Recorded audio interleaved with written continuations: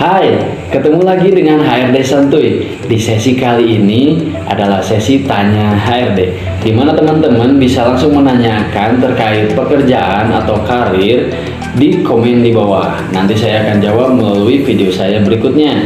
Oke, dan untuk di video kali ini saya akan menjawab satu pertanyaan dari teman-teman. Oke, bagi yang belum subscribe dan merasa bahwa video ini dapat membantu Anda, jangan lupa subscribe, karena saya berjanji saya akan membuat konten-konten yang menarik yang bisa bermanfaat untuk Anda yang sedang mencari pekerjaan maupun yang ingin meningkatkan karir di pekerjaan Anda. Oke, let's go. It's my life. Lazy. It's my life. I got dirty. It's my life. I wanna shopping. It's my life. I need money. Yeah. Kita langsung ke pertanyaan pertama dari Pak Erik Bahtiar. Terima kasih Pak Erik sudah komen. Pertanyaannya adalah, Pak, tolong share dong biasanya lampiran apa saja yang bisa jadi pertimbangan HRD. Oke, lampiran apa yang biasanya jadi pertimbangan HRD? Sebetulnya semua lampiran itu dipertimbangkan oleh HRD, tapi yang perlu teman-teman ketahui adalah dokumen mana sih yang pertama dilihat oleh HRD. Nah, ini justru yang lebih penting. Yang pertama adalah, kembali ke video sebelumnya yang sudah saya bahas, adalah cover letter. Kenapa cover letter penting? Ini akan membantu HRD untuk mengetahui informasi dasar terkait teman-teman. Karena di meja HRD itu bukan hanya 1-2 berkas, melainkan ada setumpuk berkas, maupun di komputernya atau di laptopnya sudah masuk email, tidak hanya 1-2-3 email, ratusan email sudah masuk gitu. Nah, bagaimana supaya lamaran teman-teman beda dengan lamaran pada umumnya? Yaitu dengan melampirkan sebuah cover letter. Karena bagi HRD paling males itu apa? Bongkar berkas. Oke, untuk dimasukkan. Jadi ketika teman-teman melampirkan cover letter, HRD tidak perlu repot-repot membuka berkas teman-teman untuk mengetahui informasi dasar dari berkas Anda. Ketika di cover letter itu sudah menjelaskan terkait nama, kemudian jabatan yang dilamar, kompetensi teman-teman, pengalaman, maupun terkait kontak, dan ini bisa menarik minat daripada HRD untuk mengetahui lebih jauh berkas teman-teman. Oke, itu untuk informasi yang pertama. Yang kedua, dalam berkas tersebut biasanya berkas mana yang pertama dilihat oleh HRD? Yaitu resume atau CV, daftar riwayat hidup.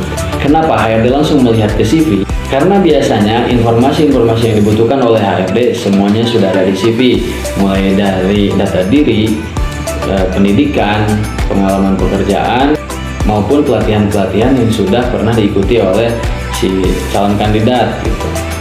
Nah, ini penting juga untuk teman-teman mempersiapkan CV yang paling baik dalam melamar kerja. Nanti kita bahas selanjutnya bagaimana cara membuat CV yang baik. Oke.